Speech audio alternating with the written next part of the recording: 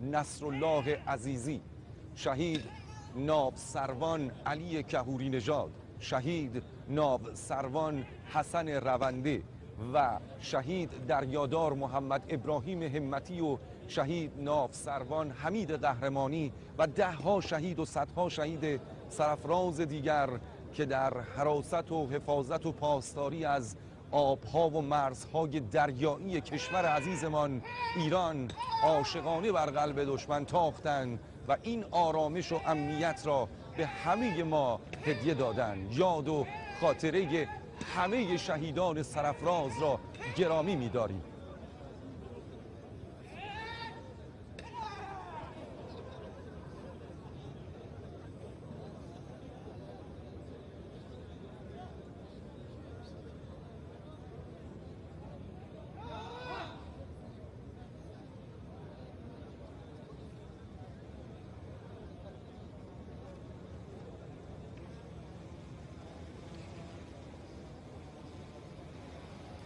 ارائه راهنمود توسط فرماندهی محترم کل ارتش جمهوری اسلامی ایران